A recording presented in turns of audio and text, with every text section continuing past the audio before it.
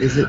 Right, welcome everybody. This is Shattering the Stigma on the FHF Media Network. We are live every Friday from 8 p.m. to 9:30 p.m. Be sure to click like and click follow on the FHF, Clean Motives, and Ohio Hates Heroin Hope Dealers pages to stay updated with posting for when we go live. And if you want to call in, the phone number is 561-666-7611.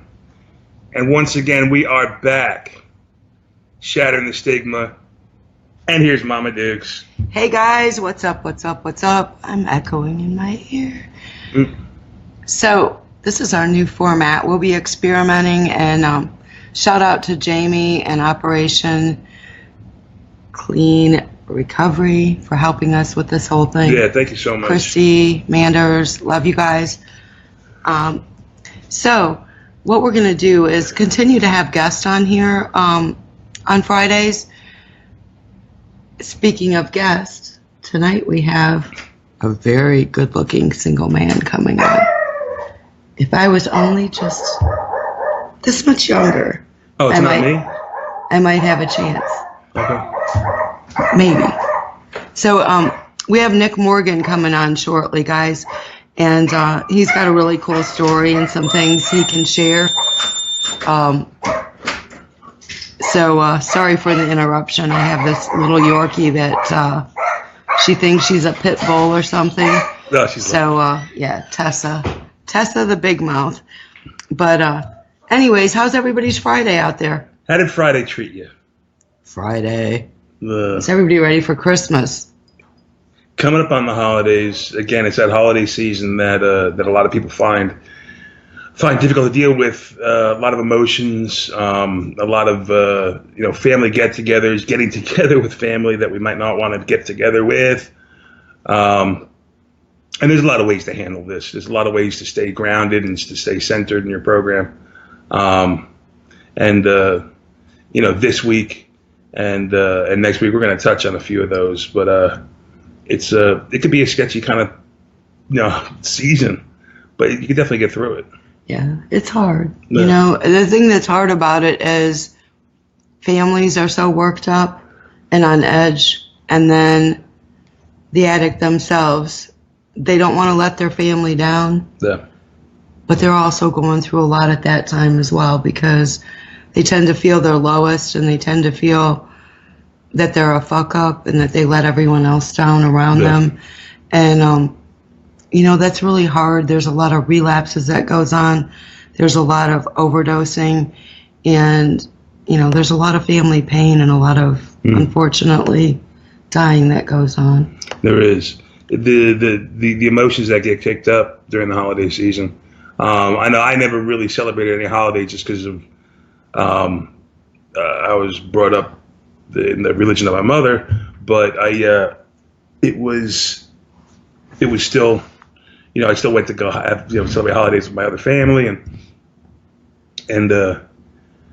it can be rough, and it kicks up a lot of emotions that we don't want to feel, of course. But it can be incredibly enjoyable. It just depends on your approach to the holidays, and spend time with people in your circle of sobriety. Spend time with people who getting sober. Yeah, this Sunday. We're going to hit on that on Mother Knows Best this Sunday. I'm going to share some of the Christmases that, on the outside looking in, my family may have felt everything was fine. But I'm going to share some of the emotional things that were going on with me and how I was, through the whole time on edge and on eggshells, not knowing what Frankie might do. Yeah. But when you've got somebody in the throes of their addiction, or even in early recovery, it can be. It's going to be. There's going to be a lot of what's going to happen. Like you said, eggshells. It's a perfect phrase to use. But as long as we're supportive, it's something that can be done. Can you see me? I can see you. Look at that guy there. How you doing? What's going on? Not much. Just hanging out. How are you? Good. So, hey guys, this is Nick Morgan, and Nick besides being good looking and single, he does a lot of different things. And so we thought it'd be cool to have Nick come on. We're going to be doing some things together, over this next year. And I wanted you guys to get to know a little bit about him, why he does the things he does, how he got into even helping other people, and a little bit about his story. So let's, why don't we take a minute or two and just, give us a real quick brief summary, and then we're going to break it down. Okay, yeah. So like she said, my name's Nick Morgan. I have been clean since June 2nd of 2015. So I've got about 2.5 years clean and sober from drugs and alcohol. Nice. Yeah, man.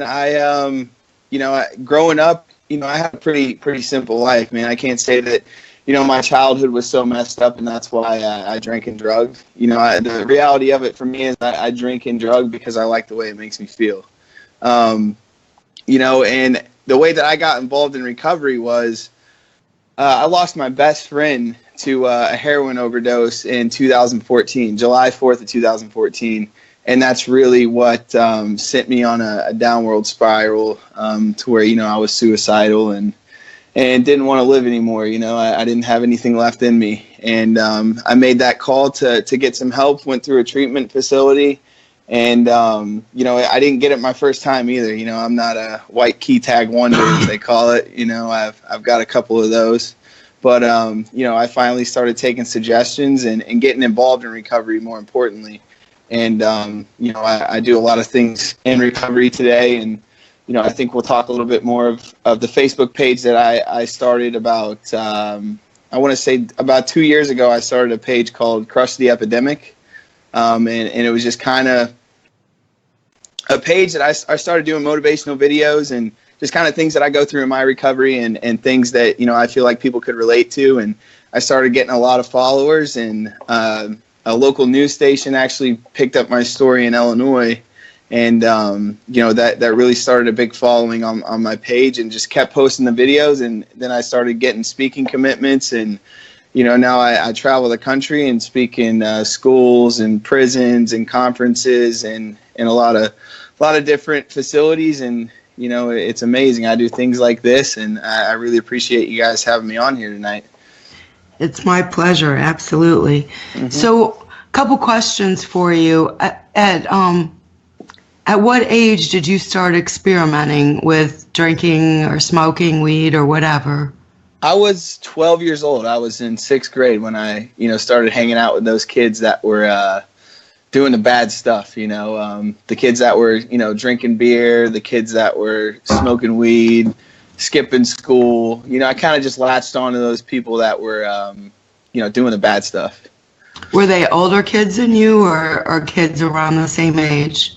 Well, it started off as kids around the same age, but, as time went on, I did latch on to those older kids that were doing bigger and better things, So, yeah. And, a lot of times what I hear when someone starts, at a young age like that is you're just trying to fit in, and it helped you feel comfortable or feel like you were a part of something or that Absolutely. You belonged. When, so when that happens, then in our mind or your mind, you're now one of the cool kids or whatever, and so as time went, how long was it before you started maybe not yourself even realizing you had a problem, but maybe seeing it in some of your friends or the people that you ran around with? How long until they realized I had a problem? I saw that they were a problem. I'm saying, did you pick up on other people that you ran around with having a problem before you thought you had one? Or Yeah, absolutely. And I was always the person to say, like, and I was very judgmental, like, I'm not like him, he's worse than me, I hang out with him, but I'm not as bad as him, like things like that. I always was very, very judgmental, and I always hung out with, different groups of people, I could be a skater kid one week, and then I could be a jock the next week, and then I could be, even part of the choir the next week. You know, like I was You could just fit very, in. I didn't know who I was. Yeah. So when did some of the consequences start happening, or was your family picking up on anything when you were that young?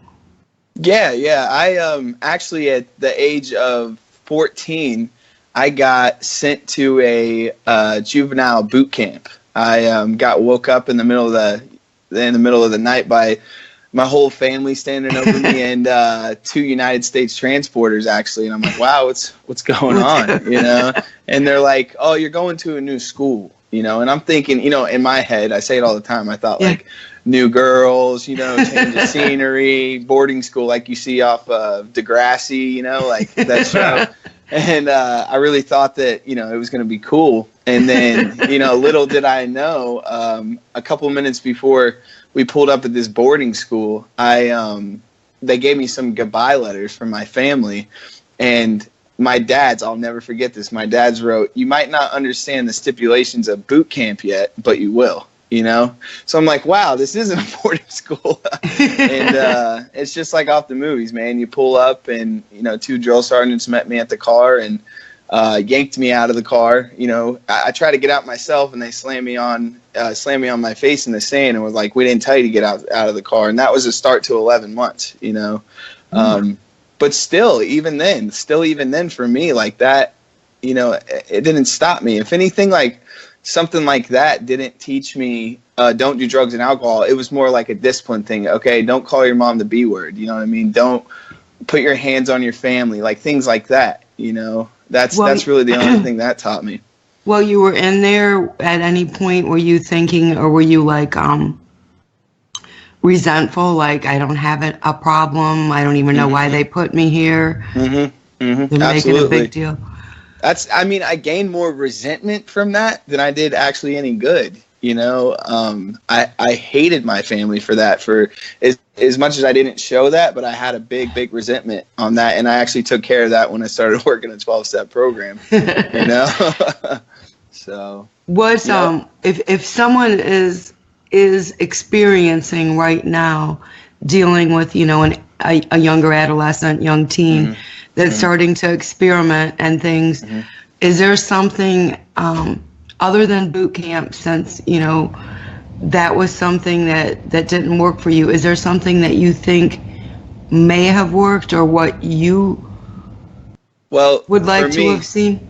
Well, if I would have known about a 12-step fellowship years and years ago, if I would have known about that, I would have been golden. You know, I can't explain to you like how much a fellowship like that and having like more spirituality in my life than you know, a drill sergeant in my face pointing their finger at me, how much that's changed me. You know, I'm the type of person that, and like most kids are, you can yell at me and tell me to do something and I'll do the exact opposite just because you yelled at me. You know, you can, you know, like I said with that, I need a spiritual program in my life. Like, you can tell me, hey, if you do this, you might go to jail. I'll do it anyway. You know, if you do this, you might die. I'll do it anyway, you know? But when I really started to hear about the hope, you know, like where people were going through the same thing as me and they came out successful and now they live a successful life, like I needed to hear those things. Like, I think it's very good that parents, you know, like my mom did, get involved with Al-Anon. I think that's just absolutely amazing, because I could definitely tell when my mom started going to Al-Anon. That's what everyone says. The second that they started. Al-Anon is like the worst nightmare to an addict, isn't it? Yeah, absolutely. It's I could tell the money stopped, even the phone calls stopped, where, you know, poor me, like that didn't work anymore. You know, it hurt her bad, but I'm telling you, that's the best thing that ever happened to me, you know? So I think that a 12-step fellowship, I don't think you're too young to get started on working steps. I don't think that at all. So at what age did you get out of this boot camp?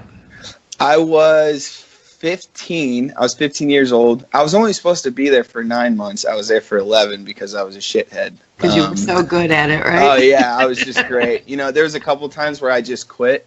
like I quit, I'm not doing this. But at that point, I'm an adolescent, so like you can't just quit. They're not just gonna like, oh yeah, here, sign out. You can Go ahead. Yeah.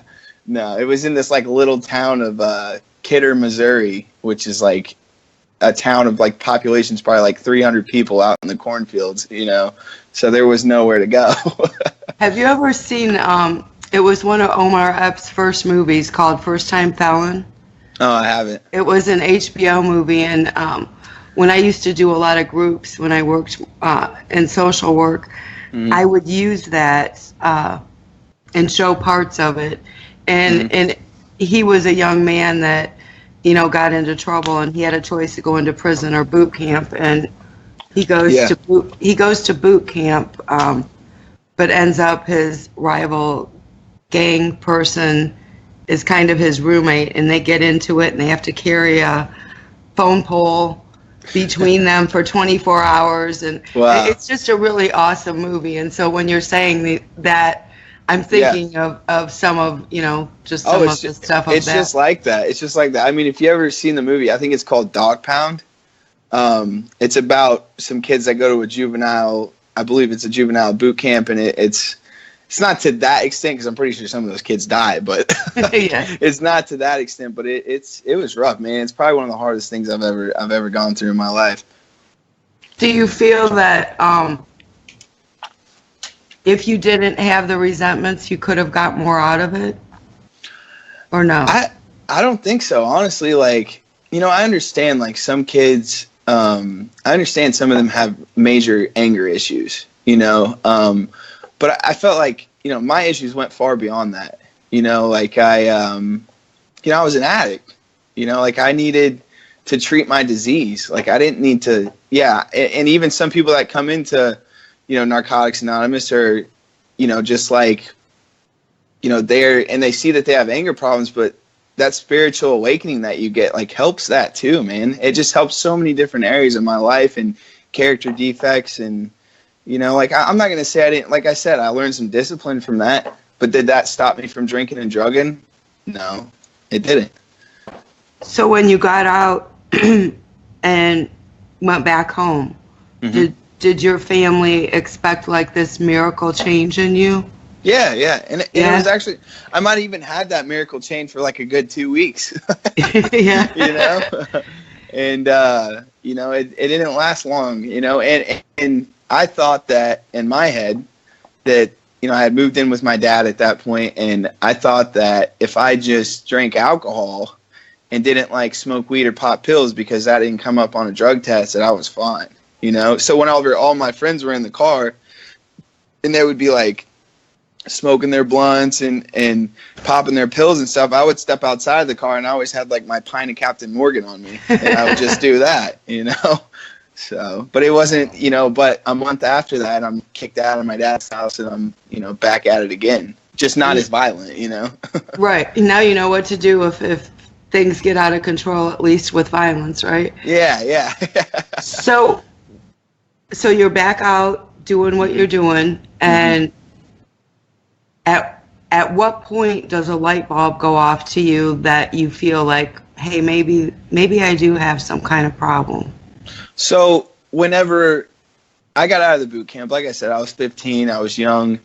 They started me on some online credits there, like some high school credits. And I continued those credits when I got out and I moved back in with my dad. And, I tried going back to public school for like not even a month. It was just like too much because I had been like cooped away for so long.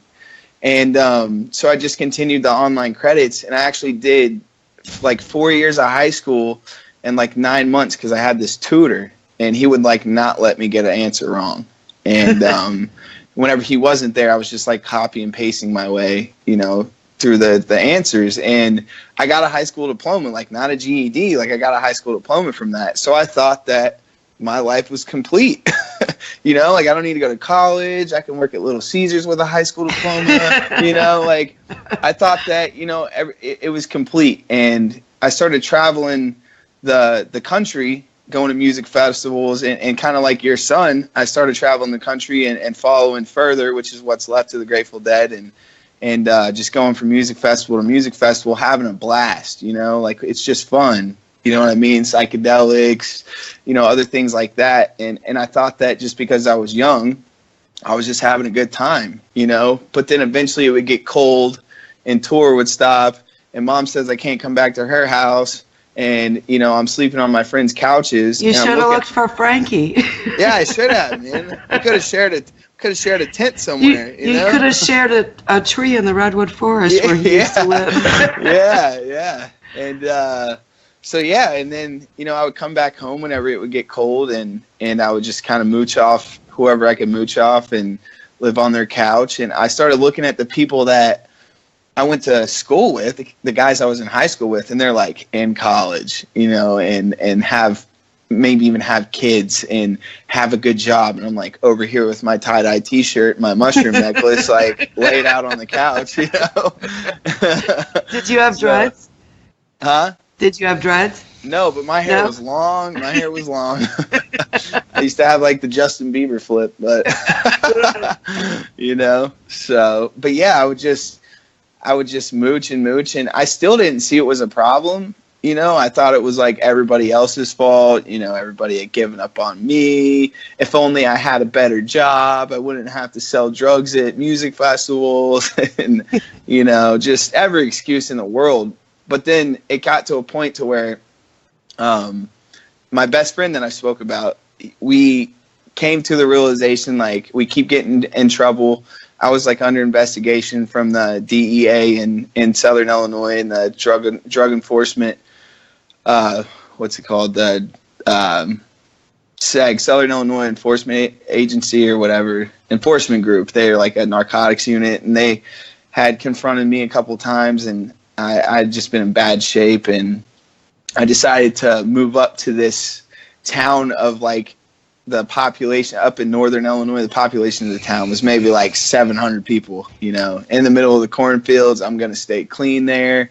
I'd just been on pills at this point, opiates, and me and my best friend are just going to move up there, and we're just going to stay clean. It's the people, places, and things, that's the problem. Right. So, we went up there, and in this town of like 700 people, I'm like worse than I was down in Southern Illinois. And, I say it all the time, like, you could put me in the Sahara Desert and I will find a way to get high. Like if I want to get high, I'll find a way. I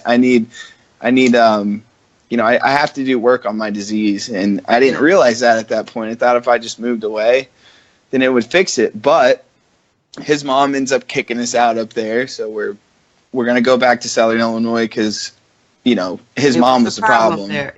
Yeah, that place was the problem. We didn't have enough friends, So we went back down to Southern Illinois, and I decided I was going to move back in with my ex. Great relationship. The worst relationship I've ever been in my life. Toxic. I thought things were just going to be different, She's probably changed in the 6 months I've been gone. Like, I know I'm cured, so we're going to be a happy family.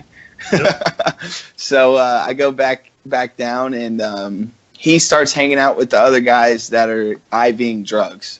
And he had told me before that he was doing that, but not whenever we moved up north.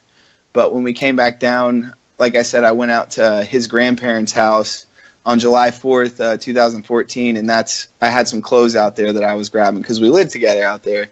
And a police officer came to the door and said that he had passed away from a drug overdose. And I was in just really bad shape after that. And this is like the insanity of my addiction is like I had never used a needle, and my best friend passed away from shooting heroin. So what do? I go start shooting heroin. Like, that's insane, And people don't get that when something really bad happens like that, you would think that's the last thing someone's going to do. Yeah. But it drives you further to get rid of that pain. Absolutely. However you can. Absolutely. And that's people say that all the time. Well, wasn't it enough for you to stop? Like, your best friend died. Like, no, it wasn't. Like, nothing stopped me. Nothing scared me. Like at that point when he passed away, like, I felt like death would have been like an easier way out. I was okay with that. Like, I kept praying that I didn't wake up. Because everything kind of just fell apart right in front of me. And like I said, that was my best friend, and I didn't know how to deal with my emotions. I didn't know how to deal with that pain. I didn't know how to, I didn't know how to like get through it. And my family tried to help me. The girlfriend tried to help me. She had a daughter, so it was kind of like, she pushed as hard as she could through it with me. Was she actively using as well? No. She's what we call a normie. So she didn't. She wasn't an addict. She never had a problem. Maybe she got a little wasted sometimes, and I was wasted, so it wasn't a good combination. But, right. She was actually a very, very strong, independent woman. I had a daughter. I kind of just came into her life and set that shit on fire. It was not good. But she tried to push through it with me. But at that point, anybody that came into my life, I just completely bring them down with me, and they had to deal with my nonsense, and it just wasn't good. But I like I said, I went on a downward spiral after he passed away, and that was like the icing on the cake for me. That's kind of what made me look at myself like, okay, what you're doing is not okay. Like, you just lost your best friend, but I didn't have it in me to like put in the work to make a change. Yeah. So, we're going to go to break in a little bit, so I don't want to get into a big topic. Yeah. But how old was your best friend when this happened? How old were you guys? He was 21. We were both 21. Yeah. How did you go to his funeral and everything? Yeah, I did. How was his family? As far as did they because funerals can be hard. They can either accept the friends or they can blame it on the friends. How were they with you? With me, they knew that, I think a big thing had to do with it was, I wasn't with him that night. They knew that like I said, we'd been friends since diapers. We tried to help each other more than hurt each other, but they were very, very supportive of me. And part of the reason, like, I actually went to treatment was because his mom came to me and was like, look, you got to make a change. Wow. You got to make a change. And, his dad is like one of my biggest supporters today. He's all on my Crush the Epidemic. He's, getting closer and closer to telling his story, and I'm really pushing him to do that. So nice. Yeah, absolutely. He's probably watching right now, actually. What's his name? His name's Anthony Emery. Hey, Anthony. I do think I saw him on here. Oh, yeah, he's on here. Yeah. He friend requested me not too long ago. Yeah. Now I know who Anthony is. Yeah, he was saying earlier. He was saying earlier that he knew you for a long time. That you've done a complete 180. Yeah. He's seen me at my worst. That's for sure. That's awesome. Yeah, absolutely. Awesome. Mhm. He's saying, I am. Yep, he said I am. he's on here. I love him to death, man. He was there for my first speaking engagement I had in Illinois, and like, if he's ever around in the area, he's there. He drove all the way up to Springfield, which is like 3.5 hours from where he lives, and was there at the conference for me, and it was just absolutely amazing. He's hopefully getting closer and closer, right, Anthony? He'll get there. Yeah, he will. Yeah. So, well, look, we're going to go to break for about 5 minutes. Yeah. And we'll be right back. And when we get back, I want you to, talk about how you got into treatment. And then I want you to tell people about your page, how they can find it. We'll get into some of the things that you do. Okay, cool. We'll be back in just a few. All right. Okay, so the mic's still alive like it is.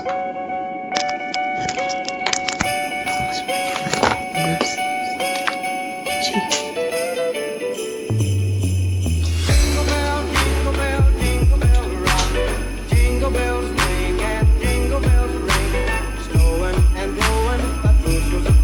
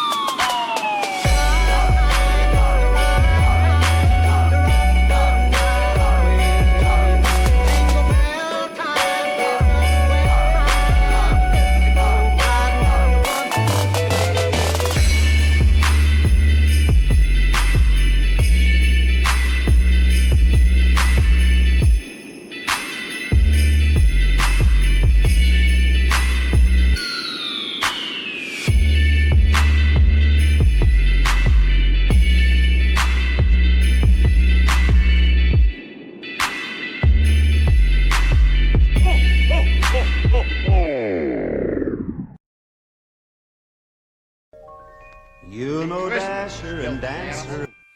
I don't want a lot for Christmas. There is just one thing I need. I don't care about the presents underneath the Christmas tree. I just want you for my own, more than you could ever know. Make my wish come true.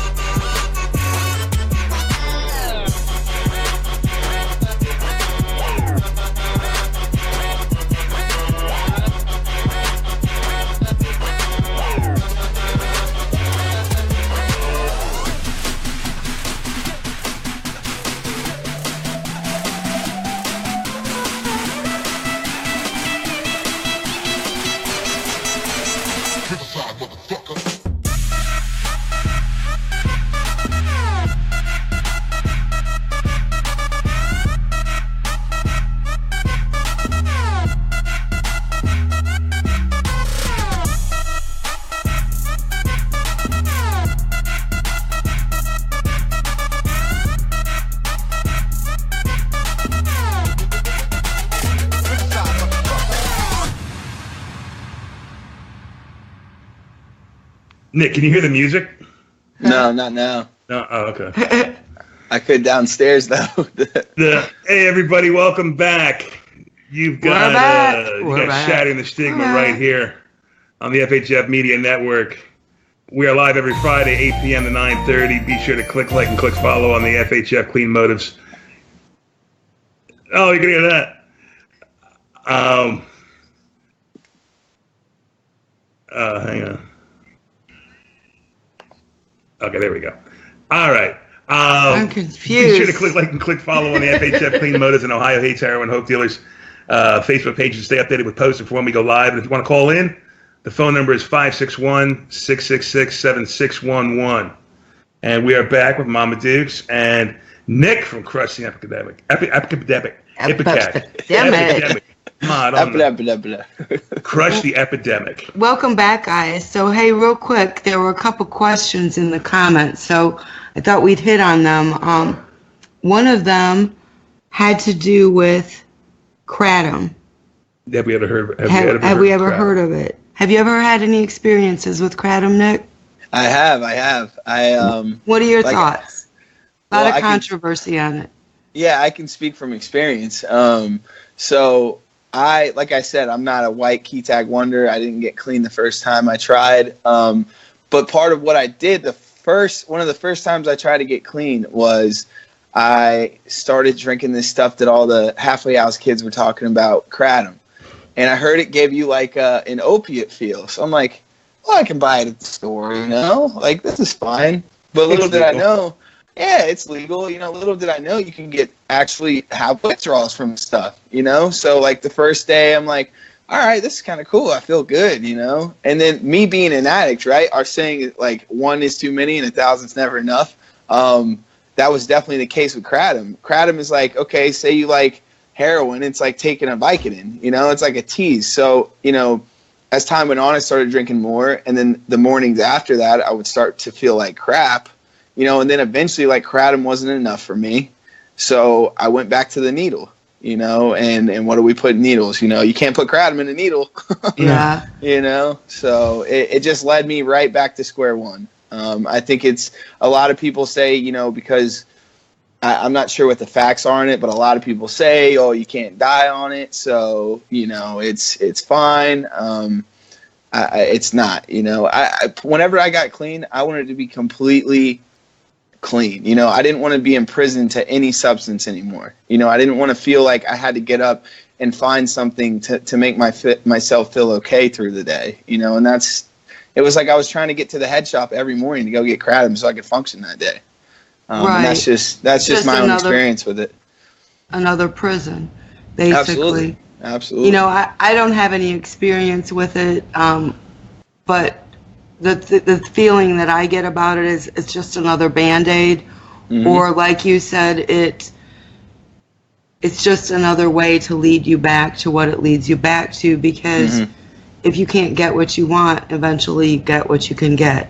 Absolutely. And, I know that you can get it from so many different areas, and it comes, there's controversy on, if it's pure, if it's the real stuff, if it's that, why take a chance? Mm-hmm. Is what I would say to people, Yeah. They're saying people are dying. There's people that have used it saying that's impossible. Mm-hmm. Well, unfortunately, it's got to be somewhat possible if it's happening. Well, there's a lady actually down here in South Florida that goes around and gives presentations on kratom because she lost her son. I have never met her, but I know who you're talking about. Yeah, she lost her son due to kratom.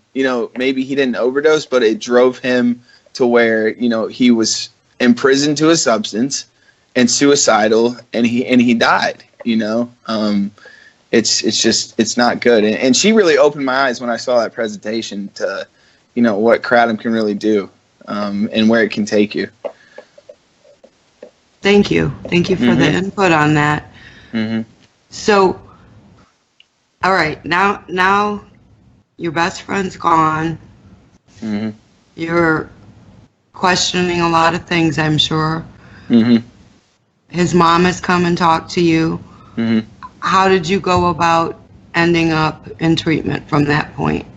So his mom and my mom had came to me and said, like, you need to get help, and, they were crying. And, I hate seeing my mom cry. I hate seeing his mom cry. I just can't handle it. So at that point, I was just like, well, I'll go just to, make them happy. I'll go to treatment just to kind of, I hate to say it, but kind of shut them up, like, all right, look, I'll show you I can get clean, and I was just so comfortable in the misery, I don't know if that makes sense, but like, I was just so comfortable being miserable because I was miserable for so long and depressed that, it was hard for me to go, but I just, did, I got online, Googled treatment center. They're like, oh, South Florida. I'm like, oh yeah, I'm going to go to Florida and be on a vacation. And, that's not what it was at all. They made me do work on myself. They made me go to groups, and they made me, stay clean. It didn't make me stay clean, but, I did like 60 days and, I did a detox when I came down. Loved the detox because it just medicated the crap out of me. And then I got to the treatment center and, it was a great treatment center. They had a lot to offer. I kind of just sat there and did what I had to do and got on my high horse, with like 60 days clean. I'm like cured, like, I'm Superman. I'm ready to take on the world. And I decided that it would be a great idea after getting 60 days clean to go back to Southern Illinois, where there's all the opportunity in the world, where, there's so much recovery and my friends are probably doing amazing by now.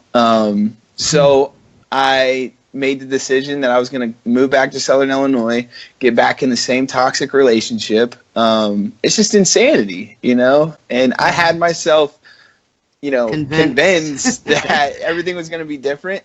And the last couple of weeks I was there and contemplating on going home, I couldn't wait to have a drink.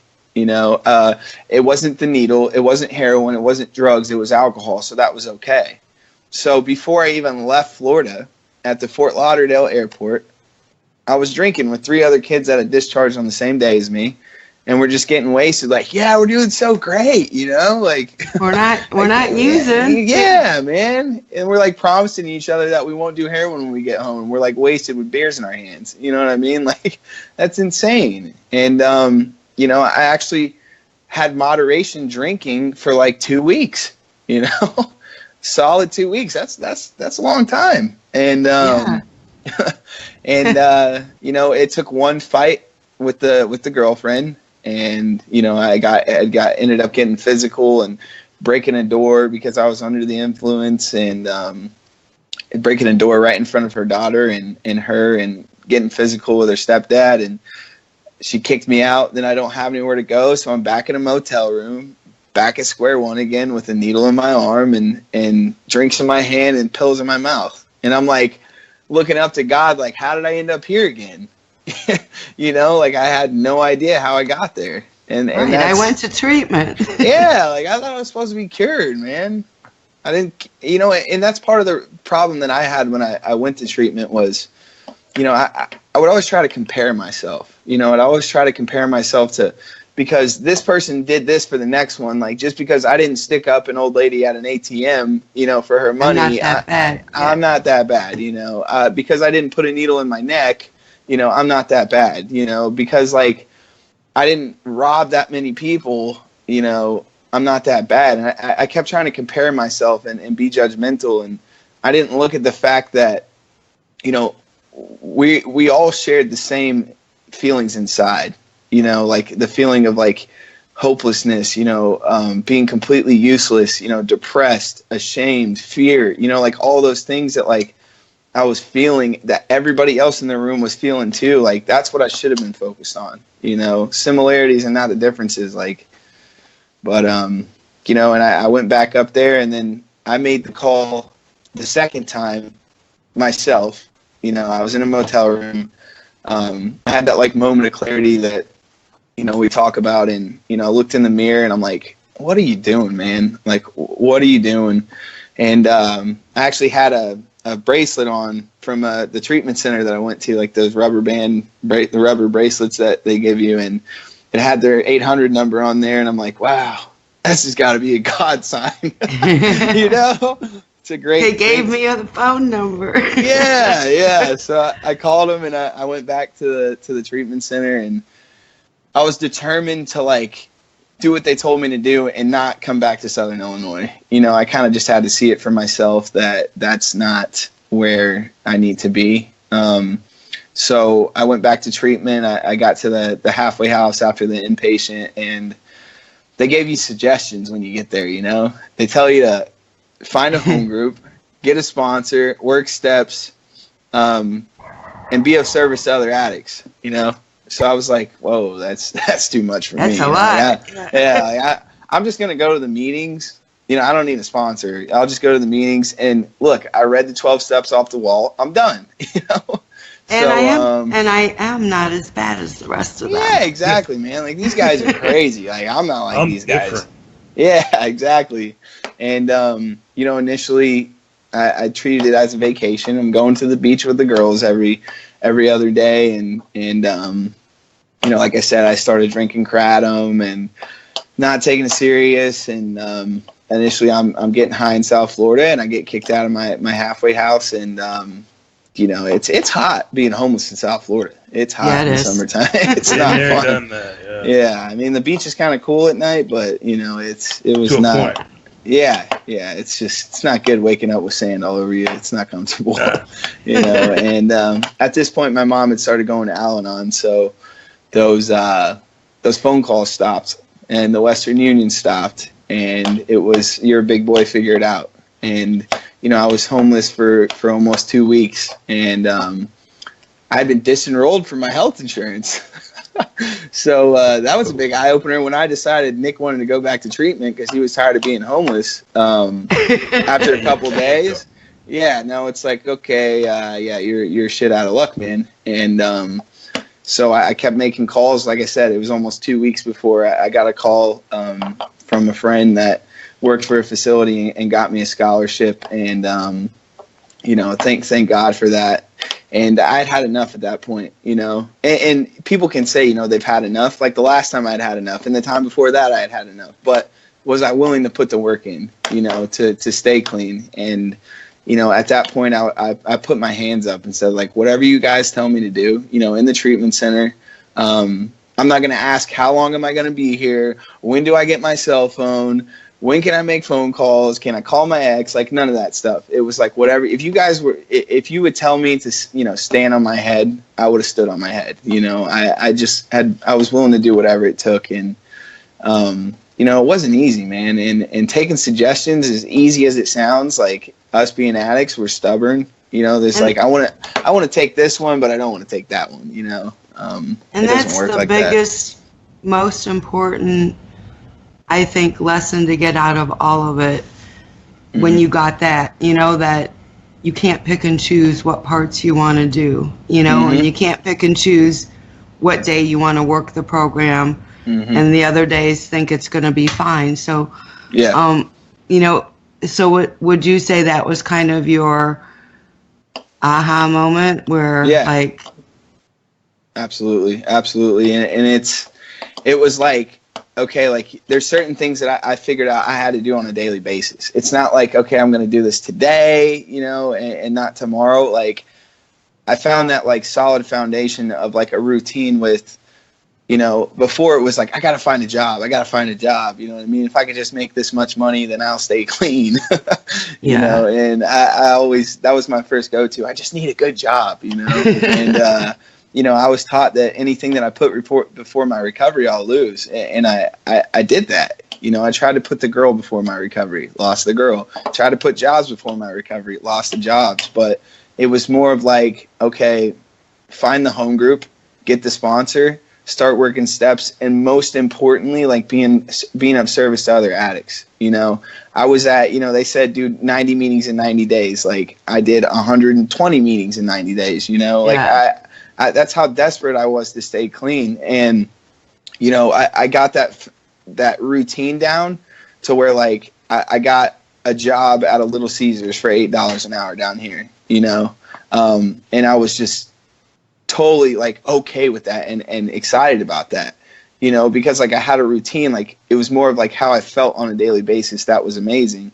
And, I started working a program, man. I started putting pen to paper and sitting down with a sponsor every week and really, letting God into my life and using him. And, I got a better job. And then my mom started calling me again, and then like I had other addicts reaching out to me for help, and, before I knew it, I had like 9-10 months clean. And I started working as a behavioral health technician in a treatment center. And then I was a halfway house manager. And, the more that I worked steps and applied spiritual principles to my life, things happened, like spiritual and material, like material things started coming in my life. Like I went from the public transportation to a scooter.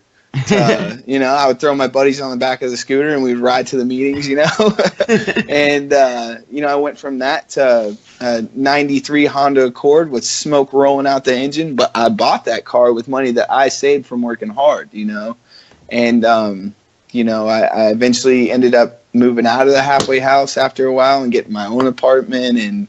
and then I got a better car, and the relationship with my family was just absolutely amazing, where like my siblings were terrified of me, you know, that they you know, they welcome me with open arms now. Like my little brother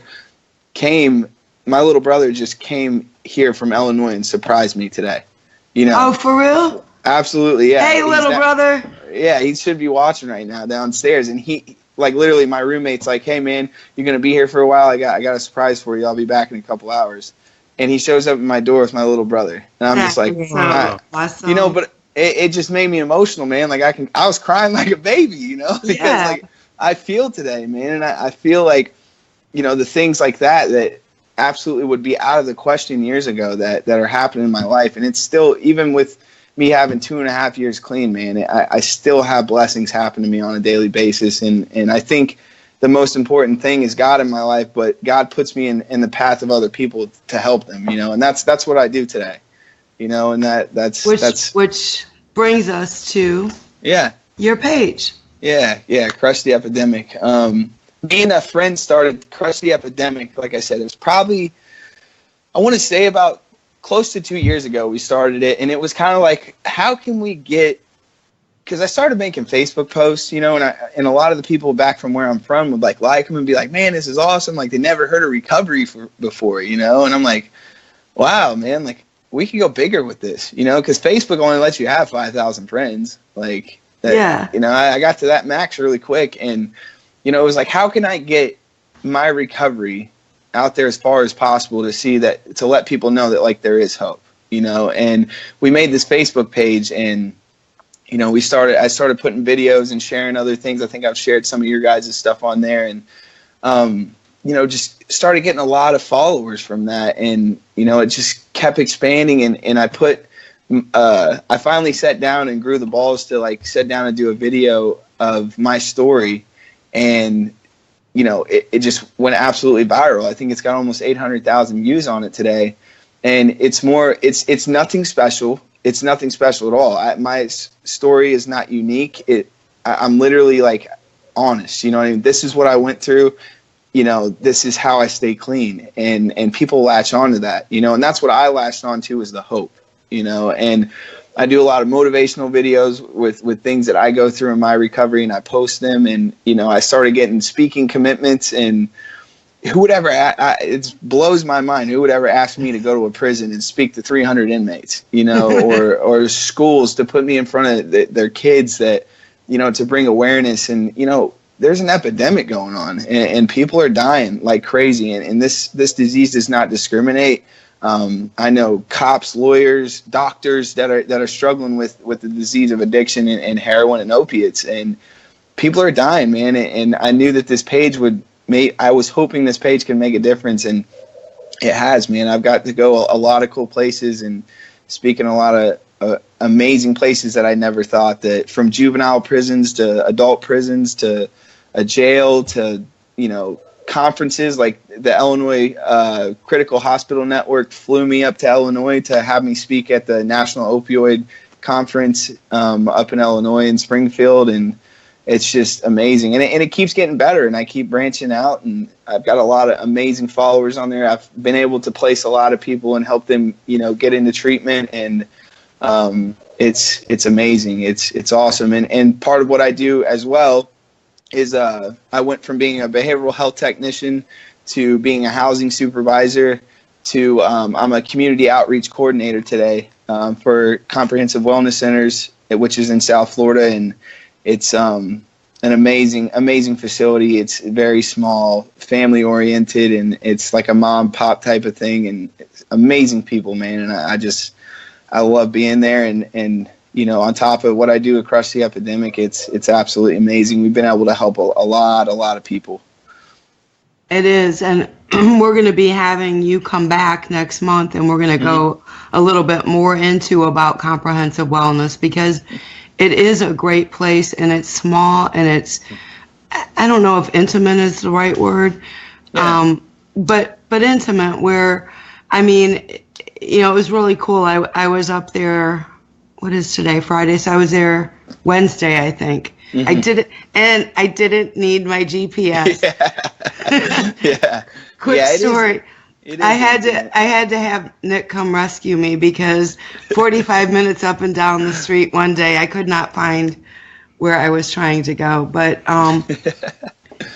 the cool thing about it was while I was there on Wednesday, a lady that had been through your program came in, and she was just in there talking to Bella and just sharing, and you just could feel and that person, it's like you don't go back to treatment just to say hello if it wasn't good. You know what I mean? Yeah. And she was absolutely. just like, talking about family and things. So yeah, it's an awesome It place. is. It's very intimate, and intimate is the right word because it's like I say, like they get a lot of attention because it's smaller. I mean, you've got these huge treatment centers that are trying to treat 1 million people at one time, and it's they don't get as much attention. But like it's if there's one thing that anybody could say about comprehensive, it's definitely the staff and how close everybody is. It's like a big family. I enjoy it, and they welcome anybody with open arms. It's amazing.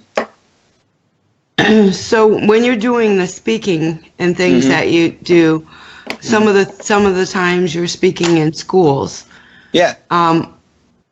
How do the younger kids react? Are you amazed in different areas that you're at, the differences there are? Yeah, and it's tough sometimes with you got, I'll go and speak at a treatment facility where everyone's like, yeah, I can relate. And then where I speak at a school, it's more of like, okay, let's just bring awareness, and a lot of the kids are like, goofing around in the back. You got the kids that are goofing around, but then you got kids like literally every single school that I spoke at, I had at least 1 to 2 kids walk up to me afterwards and say, I lost my mom to a heroin overdose. Yeah. I lost my dad to a heroin overdose. I've had kids in tears, because their brother or sister struggling with it, and it's tough, man. It's tough. And as much as people like some schools, and it really irritates me, and I've heard other people talk about it too, is where some of these schools don't want to have people like me coming to school. I know. And I was just going to say that they'd rather ignore it. Yeah, they don't want to put a light on it. I mean, these kids are experiencing it in their homes or somewhere around them. So it's not like they're being sheltered from having to see it and experience it. So why not at least give them answers and hope and let them know stuff about it in schools? Yeah, absolutely. And I think that, and it's the epidemic's so bad right now that, okay, like what can we do to like keep this from going further? Okay, let's educate the youth. You know what I mean? Let's educate the kids that are in school that aren't there yet, you know what I mean, but see it, and I think that's one of the best things that we could do, as far as like, making sure these people that aren't there yet don't do that, and a lot of the, like I said, a lot of the principals are just like, no, we don't need that at our school. Our school's not. Yeah, we don't have anyone doing that. Yeah, and it's amazing, man. The people that did have me, and it was like I went to one school, and then they told the other school about it, and then when I was in Illinois, I had like 6-7 different schools calling me, hey, can you come? And it's like, okay, well, everybody wants to do it now, because it did make a difference, man. I posted it on my page. I just had, and it's been an emotional day for me. I had these kids from Carmi, Illinois, Carmi Junior and Senior High School, send me Christmas cards in the mail. I got them today. It'd say, drugs suck, say no to drugs, and thank you so much for coming to our school. One kid's letter said, I've honestly thought about doing drugs because all my friends have, but because of you, I didn't. You know what I mean? And like I got like six different Christmas cards from these kids, thanking me for coming to school and bringing awareness and stuff. And that was actually like heart touching too. I just got my little brother here, and then I got these Christmas cards, and I'm just like, man, Rex, what are we gonna do? We got to make Nick cry. We got you a puppy. We got to do something. Like I feel left out. Everyone else has made you emotional. Yeah, no, it's all good. It's all good, man. So how long is your brother staying? He's here for a week. Nice. Yeah, it's absolutely amazing. And you had no cool. idea. No, I had no idea. How old is he? He's 20. Yeah, he's 20 I years was old. thinking he's like a little kid. I was like, oh man, you could be such an encouraging big brother. So I'm guessing Chris was involved with this. Yeah. Yeah. He went and picked him up from the airport. And I was getting mad because he's just like, just stay at the house. And it's like 2.5 hours go by. I'm like, I'm getting ready to leave, man. You can't keep me sitting here. And then like he pulls up, and I'm just like absolutely amazed because I was like turning red because I was mad because I was sitting at the house all day waiting on him to come home because I got a surprise. You know? Yeah. So what advice would you want to give to someone that is right now having a hard time and just relapsed or on the verge of relapse? I think the best thing for anybody to do is to speak out. You know what I mean? If they're watching this, if they know other people that are in recovery that live a life in recovery and do the right thing, it's about not being silent. A lot of people don't want to put light on their disease. And, I run into that every day, but it's about voicing it and saying, hey, look, this is where I'm at. People that are silent, I've seen so many people die because, they didn't want to, say they had a problem and think that it's not as bad, but the reality of it is with the stuff that's going around right now is nobody knows like when it's going to be the last one, Exactly. And the best thing I ever did was get honest and not hold anything back and reached out to those people like you guys or me or anybody else, like I said, that's in recovery or works in recovery and does things to help people. These people are here to help you, not hurt you. So. And that's the thing, guys, if you're too scared to tell someone you can reach out to Nick, you can reach out to us, you can reach out online, and then you don't have to feel so vulnerable that you're not ready to tell maybe the people you need to that yet, but at least reach out to somebody. And sometimes it's especially through the holidays. The holidays, like we said at the beginning, can be such a hard time for people. A lot of people can't go home. A lot of people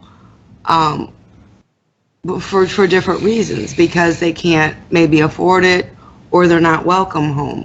And so, there's a lot of heartache that goes on. And, if you're using and you're out there and you happen to be watching this, I encourage you to pick up a phone and let your family know you're okay. The holidays are so hard, and whether you're there or not, trust me, they're thinking about you and they're wondering what you're up to. And absolutely. Even if you don't stay on the phone long, call and tell them, hey, I love you and I'm okay, something.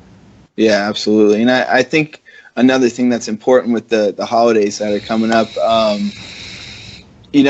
for those families that know that, their son or daughter or brother or sister is struggling, I know families are together over the holidays. Like not as much as you think it's going to ruin your Christmas, it's very, very important that, you address that situation, around this time when the family's there and really speak out and, let them know that but you're here and you care and you want them to get help.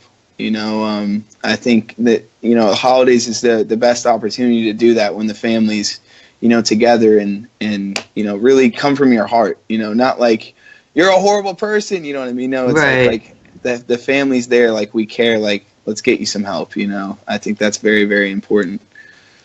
And another thing is so many people have a hard time understanding because someone is an addict, they think it only means drugs.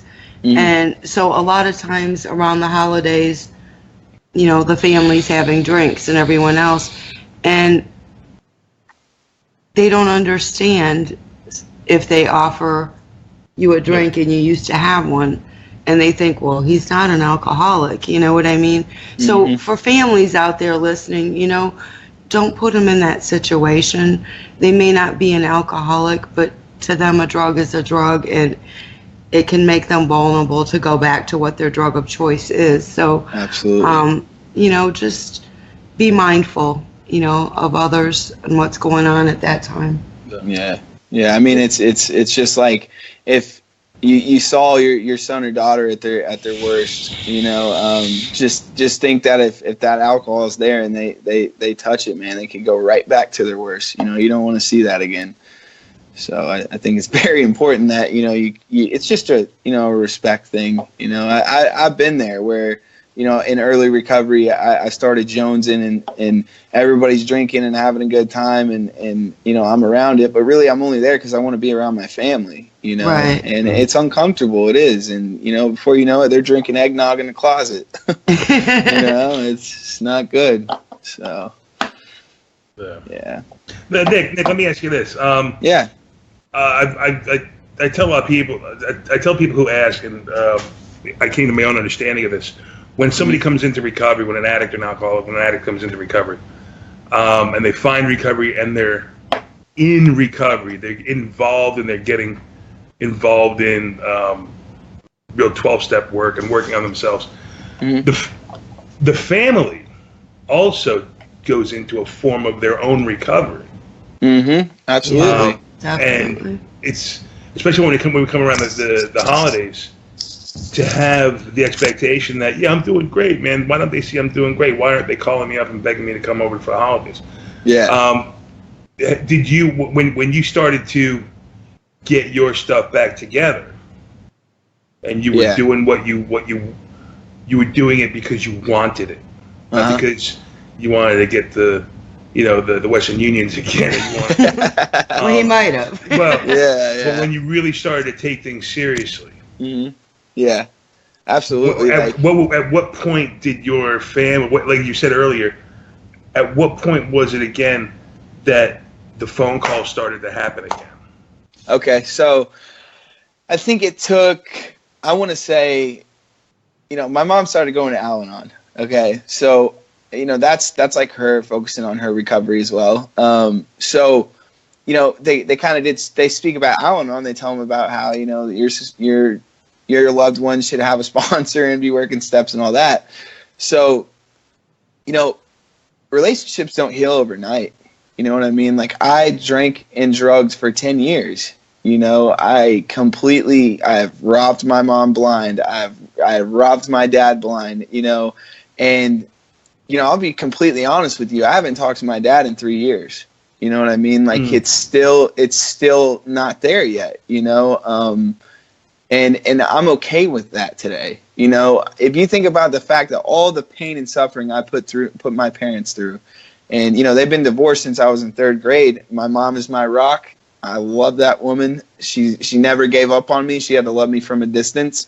But even when I started doing good, you know, it was like, you know, walking on eggshells. You know, it was not, you know, because I had done good before and put together, you know, 60 days or so and then went right back, you know. So I think it was when I finally got almost a year, you know, the last time that I had almost had a year and, you know, I was working, I was involved in recovery and, you know, I came home and I did my, even when I go home still, she's kind of like, oh God, don't leave the house. You know? Yeah. But I think it's something we never get over though, you know? No. You do, but you, it's always in the back of your mind and that fear. Absolutely, man. I put that woman through so much, you know, and you know, just so much traumatizing things and you know, but the trust, you know, I feel like the trust is there, but it's still touchy, you know what I mean? It's still touchy, but you know, even when I go home, I have a select few friends that, you know, I do see that are normies. You know, and when I say I'm going to see him, she's like, well, make sure you text me if you're going to come home or not. And like, you know, and your mom sounds like me. Yeah. But it took a very long time, you know, for her to, you know, completely open her arms back up to me, you know? And like I said, my dad's still not there. And it's been, like I said, I haven't talked to him in 3 years. I've been clean for 2.5, but you know, at the end of the day, I have to be okay with me, you know? I'm not going to let the fact that, you know, my dad's not ready to talk to me, you know, tear me down. You know, I know that what I do on a daily basis is okay, and I'm not hurting anybody. You know what I mean? Like, I'm not screwing anybody over. Like, I'm trying to be a better person each day. Like, I know that, you know, and that's really what matters, you know. But I people do freak out though when they get clean and like, why are they not answering the phone still? And like, and why I is you know, why is mom still screaming at me? You know, guys, if you're listening to this, take some encouragement from what he's saying, because that's the reality. You know, just because you got clean and you're doing good, it doesn't mean that the pain you put them through goes away instantly, and it doesn't mean that trust can come back instantly. And you know, it may take time and it may take baby steps, but it will happen eventually. And if it doesn't, it doesn't. And you have to know how to and learn how to be strong enough to be okay with that. So it's really important. We are putting up, I should say, Rex put up the link, right, for Crush the Epidemic, so that anybody that wants to look for Nick, follow Nick, see where he's going to be. Maybe he'll be in an area near you. Yeah, absolutely. You know, and you know, we'll definitely be seeing Nick definitely next month, and I don't know, we'll have to ask Jason if you can be my guest every month, or we may have someone else from there, but I definitely wanted, you know, your story to be shared for a couple different reasons. You know, you're a young guy, and there's so many young guys out there that are lost, and they try and they give up so quickly, and they give up because it doesn't happen overnight, and it doesn't come back. You don't get everything that you lost back as quickly as when you lost it. But, you know, a couple things that you hit on was you may not have had the best car when you could get one, but you bought it. And you learn through working the program and learning about life that the things that you can do for yourself mean so much more, because you put that blood, sweat, and tear into it, and you worked an honest job for it. You know, so it's so important, you know, that part of that message that you gave out for others, you know, to understand that, you know, parents, you're not doing them a favor if just because they got clean, you're now buying them a new car. Or, you know, you're sending them a couple $100s to go get a tattoo, you know, because they have 30 days clean. You don't need and shouldn't get rewards because you're clean. You know, the reward should be what you're getting out of life for yourself. So, you know, thank you for sharing so many really good things, you know, for others that need the hope and inspiration, and also the families out there, because there were a lot of good messages that you put out for that. Thank you. So what exciting things are you going to be doing with your brother? I don't know. It happened so quick. You know, I think, you know, we went and ate today down on Atlantic Avenue, and you know, I might, you know, take him to a meeting with me. I don't know how exciting he's going to be about that, but I got to go to my meetings and he can tag along, and you know, we'll probably go to the beach, you know, maybe take him down to Fort Lauderdale, and you know, he likes food just like I like food, so I think we're definitely going to do a lot of that. You'll be doing some eating, huh? Oh, yeah, absolutely. It's like I'm trying to lose weight, and then my little brother comes in town, so. Darn it. And it's Christmas, and the dang Christmas cookies are around, and all them bad things that happen. Yeah, absolutely. Well, I want to say thank you incredibly much for being on. I can't wait to have you back. Guys, be sure to check his page out, follow Nick, you know, look for him around an area near you, and definitely look for him to be back on with us in the near future. Love you, man. Thank you so much. So much. All right, I'll see you guys later. See you soon. Take it easy. So next week, I'm not 100% sure if I'm going to be hitting the road on Friday or not. So we'll be letting you know through the week what we're going to do. As far as for next week. Did you guys meet?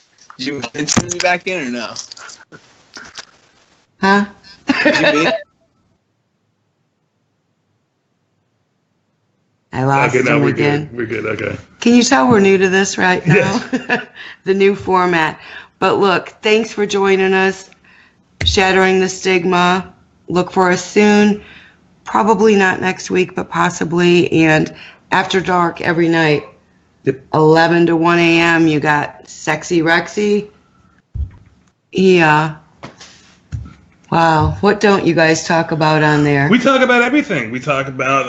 I mean, I'll pop in. Sometimes Yeah. it's food. Sometimes it's how to fix something. Sometimes it's a bitch session. Sometimes it's a. We talk who knows what it might be addiction, about? recovery, self-harm, depression, anxiety, recipes, guns, music, movies. We stay away from politics. Who would win in a fight between Fred Flintstone and Barney Rubble? Oh wow! You know, Who the would? real deep stuff that means a lot to Important recovery. things, yeah. But it's about having fun. Too. The most important thing is it's there and it's up for you to come to get to know others in recovery. If you're struggling, if you need help, if you just need answers, whatever it is, you can always go on there every night. On Sundays, I do Mother Knows Best at 5, live at 5. And that's kind of geared towards families and giving them the hope, inspiration, and education, as well as sharing things I've been through from working in the field and using my degrees, but mostly from working in the field and living with a son that's an addict and being one of those crazy moms that would go after the dealers and whoever else I could go after, so Friday night is our night. 9:26. I think we're out of the cold spell. It said it's supposed to be starting to rise. Good. Yeah, we had a little bit of a. It was like 3 or 4 cold fronts come through within the last week. It's been a weird winter. Yeah.